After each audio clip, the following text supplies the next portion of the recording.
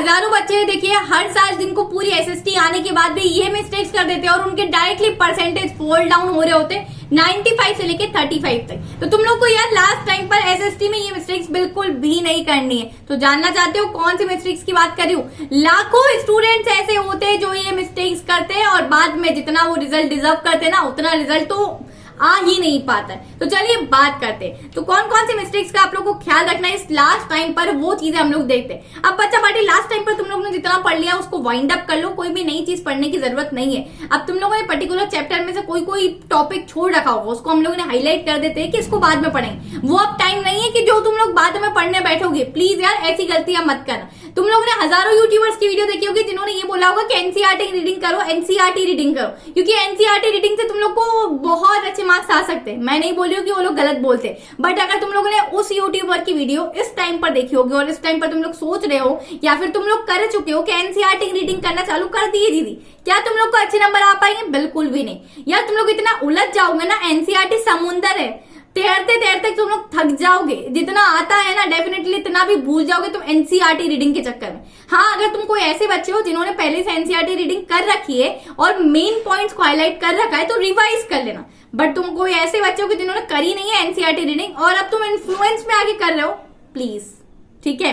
तीसरी चीज है कि तुम्हारे कुछ रिमेनिंग चैप्टर्स होंगे। कोई बच्चा ऐसा होगा कि जिन्होंने सिर्फ ये 7 दिन की या जो इतनी भी गैप्स है हमारी एसएसटी में उसमें पढ़ना चालू किया हो। तो अगर तुम्हारा कोई चैप्टर स्टिल भी बचा है तो तुम लोग को क्या करना है? तुम लोग को बच्चा पार्टी वन शॉट देखो। वन शॉट उन किसी का देखो कि जिसका वन शॉट बहुत ज्यादा क्रिस्प है। ठीक है, टाइम लिमिट है। ठीक है, टाइम लिमिट का मतलब जिसका छोटा वन शॉट हो, मतलब बहुत कम टाइम में उसने पूरा समअप कर दिया। क्योंकि तुम लोग को कुछ पर्टिकुलर इवेंट्स याद रखने हैं, कुछ डेट्स याद रखने हैं, कुछ पर्सन के नाम याद रखने, दैट्स इट। तुम लोग को भाषण या रामायण नहीं सुननी है बच्चा party at this time. Okay, अब उसके नोट्स तुम लोग को बहुत सारे डिफरेंट चैनल्स है जहां से मिल जाएंगे। नोट्स की मैं आप लोग को डिस्क्रिप्शन में चैनल्स प्रोवाइड कर दूंगी कि कहां कहां से तुम लोग को चैनल्स मिल जाएंगे। उसके इंपॉर्टेंट क्वेश्चंस देखो, इंपॉर्टेंट टॉपिक्स ऑलरेडी मैंने अपने बिल्कुल यूट्यूब चैनल पर डाल रखे हैं। तुम लोग रिसेंट की वीडियोस में जाके चेकआउट कर सकते हो। इंपॉर्टेंट टॉपिक्स डाल रखे जिससे तुम लोग डेफिनेटली पास हो सकते हो। जो बच्चा पास होना चाहते हो वो टॉपिक्स कर लेना।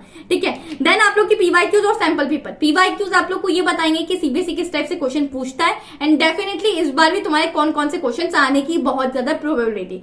सैंपल पेपर तुम लोग को सिखाएगी टाइम मैनेजमेंट करना। तो सैंपल पेपर एक आधी सॉल्व कर लेना, मैं ज्यादा नहीं बोल रही हूँ कितना सैंपल सॉल्व करना। अब दूसरा पॉइंट बच्चा पार्टी आता है चेक योरसेल्फ। जब तक हम लोग खुद को चेक नहीं करते ना कि यार मुझे कितना आता है, हम लोग को पता ही नहीं कि चलता। उसको चेक करने के लिए पर्टिकुलरली तुम्हें किसी भी टेस्ट को देना जरूरी है कि तुम लोग को कितना आता है, अभी किस कंडीशन में तुम हो। तुम क्या करो, अपने आसपास अपने एग्जाम हॉल जैसा एनवायरमेंट क्रिएट कर सकते हो, दूसरे बच्चों के साथ कंपीट घर बैठे कर सकते हो। कैसे कर सकते हैं दीदी? हम सैंपल पेपर देते तो उसमें हमें सिर्फ अपनी परफॉर्मेंस पता चलती है। दूसरों के साथ कैसे कंपेयर करें कि किसी बच्चे को मुझसे ज्यादा आता है तो मुझे अभी भी प्रिपरेशन करनी है, अभी भी दिन है मेरे पास। तो बिल्कुल बच्चा पार्टी तुम लोग कर सकते हो। ऑल इंडिया मॉक टेस्ट के थ्रू हमारा अनअकैडमी बच्चा पार्टी आप लोग के लिए लेकर आए ऑल इंडिया मॉक टेस्ट। ये डेफिनेटली प्योरली फ्री है। ये आप लोग के टेस्ट स्टार्ट हो रहे 12, 13 और 14 को। तो आप लोग क्या कर सकते हैं, मैंने डिस्क्रिप्शन में लिंक दिए, उस लिंक पे अभी से जाके इनरोल कर लो और वहां जितने भी क्वेश्चन तुमसे पूछे जाएंगे उसको अटेम्प्ट करना, एनालाइज करना कि तुमसे कितने पेपर बन रहा है या कितने क्वेश्चन बन रहे हैं। उसमें जितने भी बच्चों ने उस टेस्ट को दिया होगा उससे तुम्हें समझ में आ जाएगी कि तुम्हारी कहां पर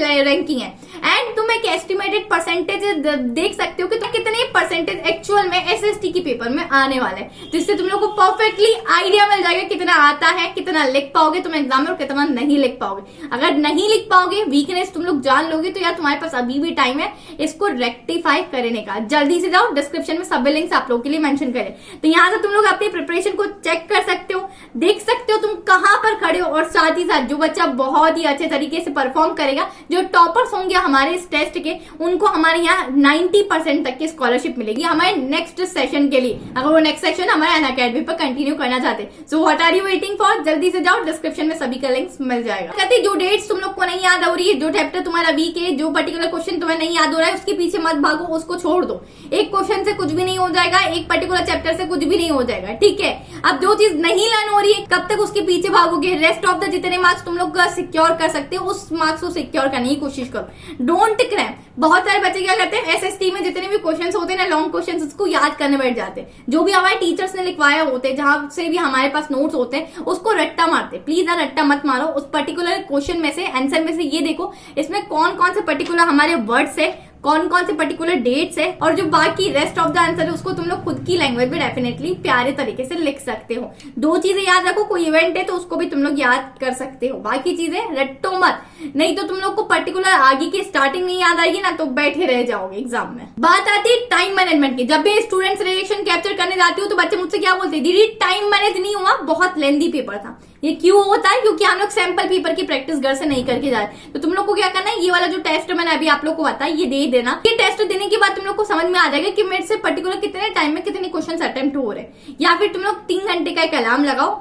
B honest to yourself, and साथ ही साथ उस अलार्म लगाने के बाद ऐसा नहीं कि मम्मी ने खाना खाने बुलाया तो नीचे चले गए, दोस्तों ने बुलाया तो वहां चले गए, किसी का फोन कॉल आया तो अटेंड कर लिया। एरोप्लेन मोड पर डालो फोन को, ठीक है, DND मोड पर डालो, 3 घंटे का अलार्म लगाओ, सैंपल पेपर सॉल्व करके देखो कि इस 3 घंटे में मुझसे कितनी चीजें मैं लिख पा रहा हूँ। SST यार हमारे ज्यादा से ज्यादा लिखने वाला पेपर होता है, तो हमारी राइटिंग स्पीड तेज होनी चाहिए।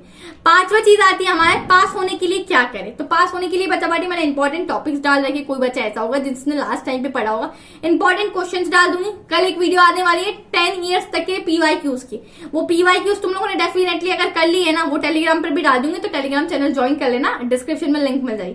तो अगर वो 10 इयर्स तक के PYQs कर लिए, इंपॉर्टेंट टॉपिक्स देख लिए, इंपॉर्टेंट क्वेश्चन की जो वीडियोस मैंने अपलोड कर रखी ऑलरेडी, उसकी भी लिंक डिस्क्रिप्शन में दे दूंगी कि भटकने की जरूरत ना पड़े, या आई बटन में मेंशन कर दूंगी, ठीक है। तो अगर इतनी चीजें करिए, डेफिनेटली मैं लिख के दे रही हूँ, मैं श्योरिटी दे रही हूँ तुम पास हो जाओगे, ठीक है। तुम लोग मुझसे साइन करवा लो, सीरियसली उससे तुम लोग पास हो जाओगे। और जो बच्चा टॉप करना चाहता है तो उसके लिए तो बता ही दिया कि तुम लोग को क्या क्या चीजें नहीं करनी है। ये टेस्ट जो बताया उसमें जाके देख लेना कितने पानी में हो, कितने नहीं, कितनी चीजें आती है। और अगर टॉपर बन गए तो फ्री में पढ़ने का मौका मिल जाएगा नेक्स्ट सेशन के लिए। टिल देन कीप लर्निंग, ये दूसरों के साथ भी शेयर करना। नए हो चैनल पर तो सब्सक्राइब करके जाना, क्योंकि क्लास 11th में तुम्हारा साथ देने वाली सिर्फ मैं रहूंगी, ठीक है। Bye bye, take care, this is your educator Sakina Ali signing of.